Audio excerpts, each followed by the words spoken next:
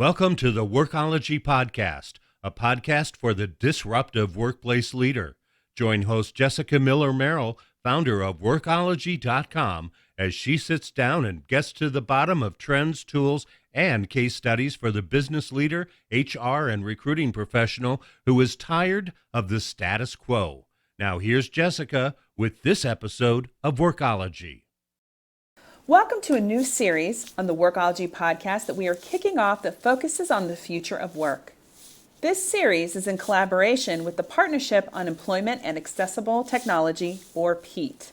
You can learn more about PEAT at peatworks.org. Welcome as we continue our Workology podcast Future of Work series. This series is in collaboration with the Partnership on Employment and Accessible Technology, or PEAT. It isn't just the workplace that's evolving, it's the way in which we work, combined with the way in which we travel to work, that's also changing.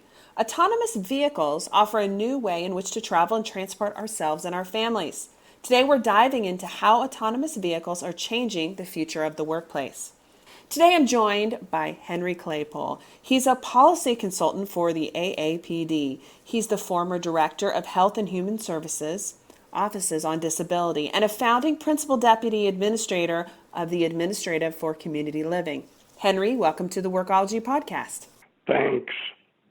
Can you tell me a little bit more about your background? Yeah, so I sustained a spinal cord injury back in 1982, and I've been using a wheelchair ever since, which has taught me a lot and allowed me to share some of what I've learned with others. And I hope to do some of that today around autonomous vehicles and how they might work for people with disabilities.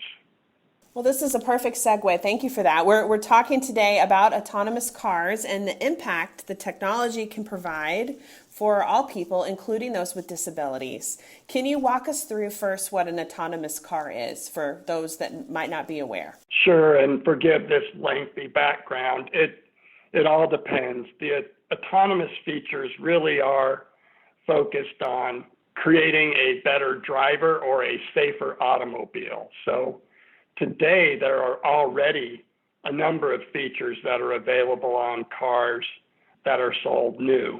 So good examples are lane finding controls. Your car will alert you when you drift out of your lane. There's emergency braking. So when you are closing in on an object too quickly, it can sense it and slow the car down. There are, a number of features like cameras that help you see what's going on around you. But the common theme of these features is that they're all helping create a kind of better driver. And autonomous vehicles at their kind of highest operating level really don't need a human being any longer. So the car is capable of driving itself, and hence the term self-driving car comes about. But right now, automobile manufacturers, technology companies, and others are, experimenting with the different levels of autonomy. Some, like you may be familiar with Tesla, have a car that you drive and it has some driver assist features, and others are building vehicles that are really meant to be used only in these fully autonomous modes where it doesn't require someone to steer, brake, or otherwise control the car. And those features really make a car more accessible for every person, every individual. Right. I think it's interesting, the term accessible. So yes, and it makes it possible for, say, a person with a disability that can't get a driver's license to use the vehicle. For example, someone with epilepsy might be able to now use an autonomous vehicle. Since they don't have to drive, they could hail one of these cars that could come and pick them up. The same for a blind person. They'd be able to navigate into the car, use it, and wouldn't be required to see much of what's going on. The car would take care of that.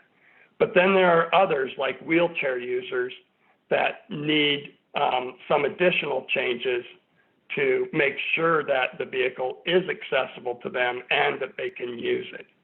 So there are a couple of things going on at the same time with autonomous vehicles to make sure that people with disabilities can benefit. Great. And let's talk about some more of the benefits of autonomous vehicles. Can you walk us through some of those?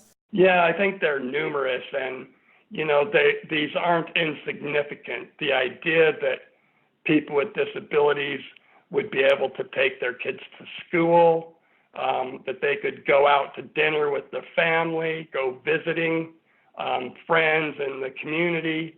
These are all things that people with disabilities have historically encountered barriers to community integration. And so these autonomous vehicles really should be quite helpful in making these simple everyday tasks easier for people with certain disabilities to engage in. There are, of course, other issues that I think warrant some consideration. One is certainly employment. When we look at what people with disabilities tell us about why they aren't working, one of the key barriers that's cited is a lack of transportation. And so we really hope that this technology, once it's fielded more broadly, will increase the mobility of the population, reduce that transportation barrier, and result in more people with disabilities being able to join the workforce. And still, there's another issue for certain people with disabilities that have health-related issues that need to interact with the healthcare system more frequently. It's important to stay on top of one's health, make sure that you're accessing the services and supports that you need to remain healthy, getting to the doctor's office to take care of things in a timely manner and avoid the need for urgent care or emergency situations, which often can result in an unnecessary hospitalization. So, the potential here is really significant, and the implications just for the healthcare system are quite profound when you think about older adults and their need to interact with the healthcare system as they age. This could be a real boon in helping people get timely care so that they can continue to remain healthy and live in their homes as long as possible. That's a good summary of the healthcare benefits. And the employment benefits, I think, we'll still need to look more deeply into and better understand some of the other issues that people with disabilities encounter so that we can make sure that we increase the rate of employment for the population. One of the areas, going back to employment, that I feel like autonomous vehicles can really help, and I think some employers are offering, certainly in Silicon Valley, they have bus transportation from the city of San Francisco, Google does, and Facebook and some of the other folks, and you take the Google bus down to Mountain View, and I feel like autonomous vehicles could be a really great way to make your office more accessible for all types of people, especially for those who maybe don't have cars or relying on public transportation or have disabilities, and it's just hard to get around and do those daily life things. Yeah, I think the transformative nature of autonomous vehicles really is something that we shouldn't underestimate. The reality is that it's likely to change patterns in car ownership, how people use them, where they work, what they do with their time. So it really is pretty powerful. If you think about being in a vehicle and actually being able to work on your way to work, that really changes the way one goes about taking on their day.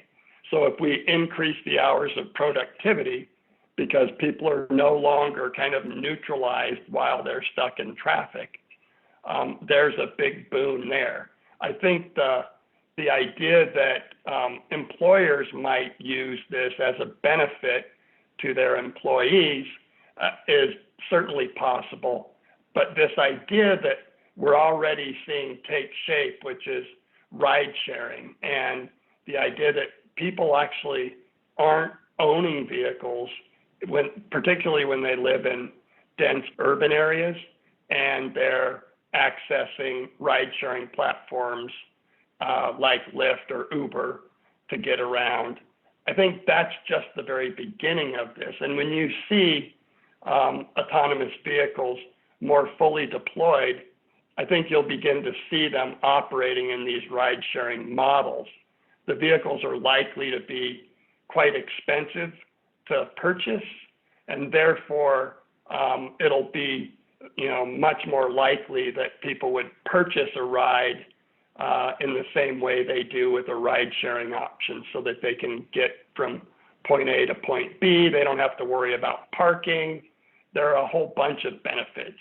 Eventually, it will take the number of cars off the road, hopefully, and we'll see a more sustainable environment in the fact that these cars will likely be electrified, and we won't see as much pollution coming from the vehicles. And the way they actually use space, where they park, how often they're used, these things are, I think, going to be part of the transformation of our urban core, and they'll gradually spread out to people that are living in the suburbs. And then some of the bigger challenges we probably face are in rural areas.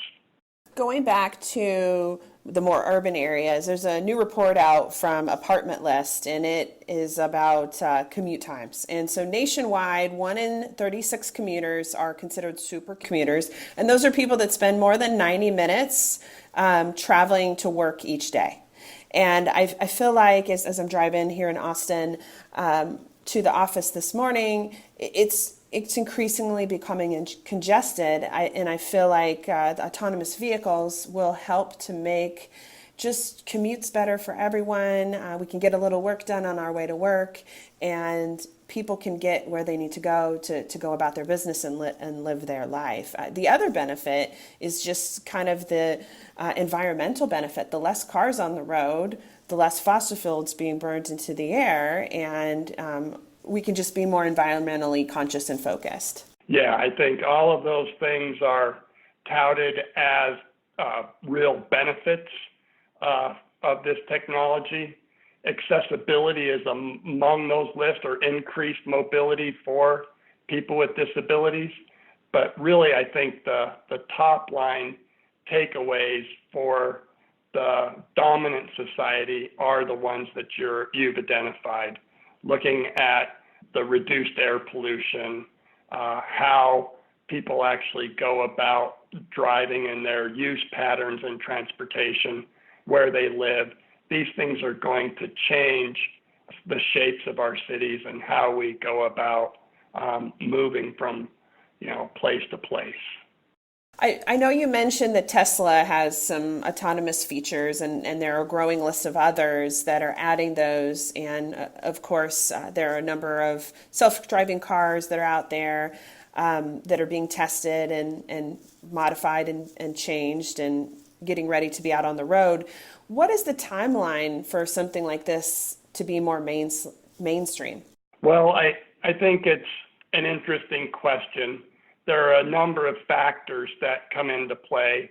Of course, the technology has to be ironclad.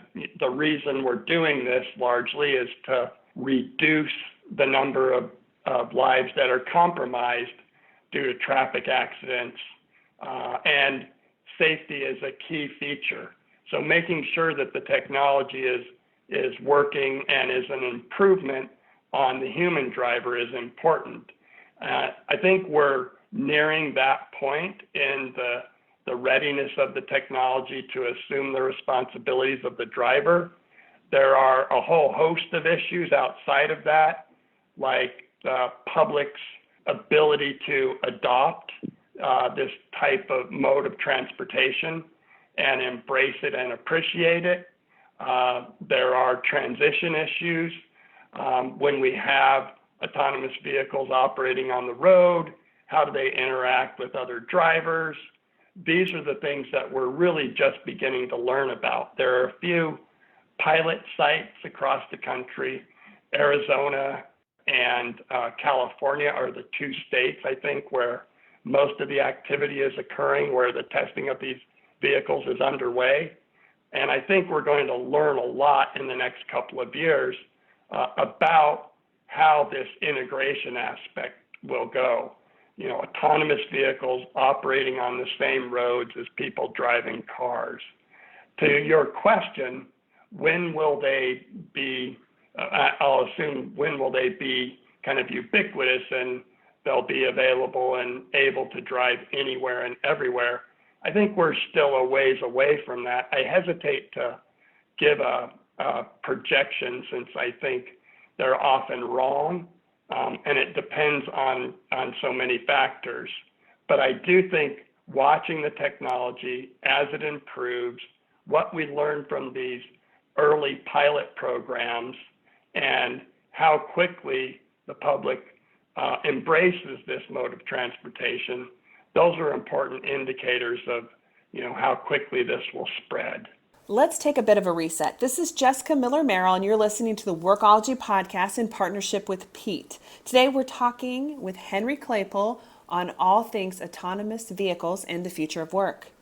The Workology podcast Future of Work series is supported by Pete, the Partnership on Employment and Accessible Technology. Pete's initiative is to foster collaboration and action around accessible technology in the workplace.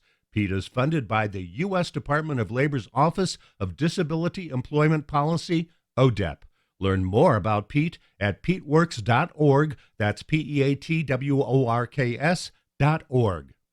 I think that a lot of people, it's hard to think about a self-driving car, but I will say that having lived in Mountain View, California area for several years, it was very common to see the Google car driving down my street, and there's somebody in the passenger side or the back seat, and there's no one driving the vehicle. And the first couple of times, it was kind of like, oh my gosh, what is that?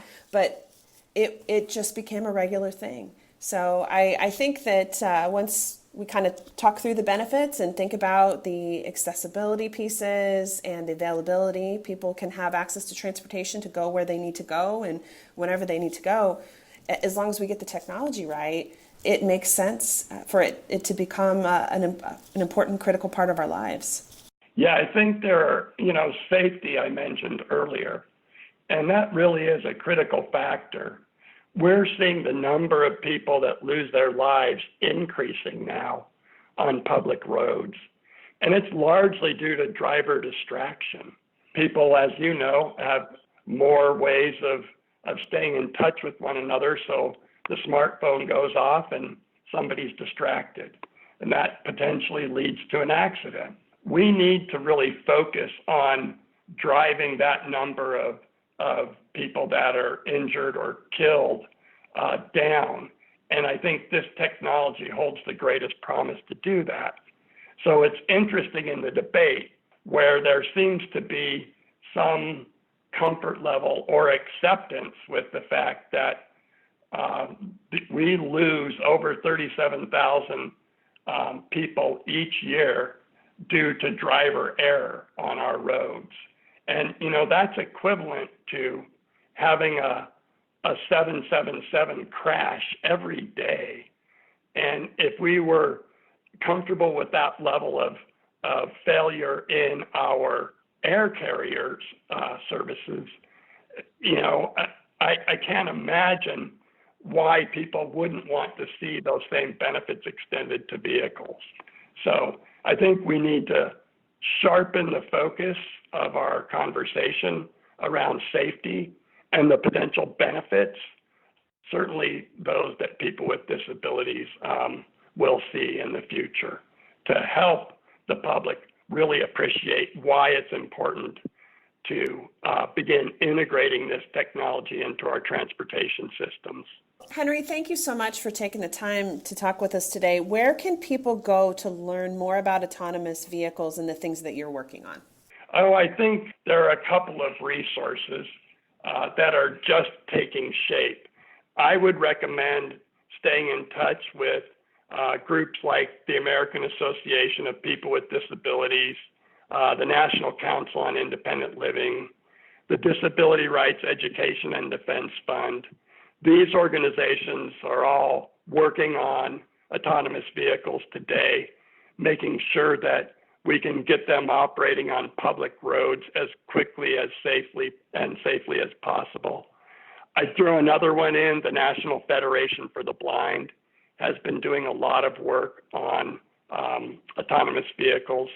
And I think you'll see these groups coming together in the near future to form a more mainstream advocacy effort to push for the deployment of these particularly fully autonomous vehicles that can help people that are unable to get a driver's license. Thank you so much, Henry. We will include the list of resources in the transcript of the podcast over on the Workology site. So if you just go over to the Workology site and Google there in the search box autonomous vehicles, you'll be able to be connected to the transcript of this podcast and get access to all those links and resources that Henry just mentioned. Henry's insights give us food for thought when it comes to how technology is changing our lives in ways we might not have considered or imagined. Mobility is important, whoever you are, and autonomous vehicles could be a game changer, whether it's lessening your commute to work or making it possible for you to be mobile, allowing for personal independence for yourself and your family. Thank you for joining the Workology Podcast, a podcast for the disruptive workplace leader who's tired of the status quo. This is Jessica Miller Merrill. Until next time, you can visit workology.com to listen to all our previous podcast episodes. Production services for the Workology Podcast with Jessica Miller Merrill provided by TotalPicture.com.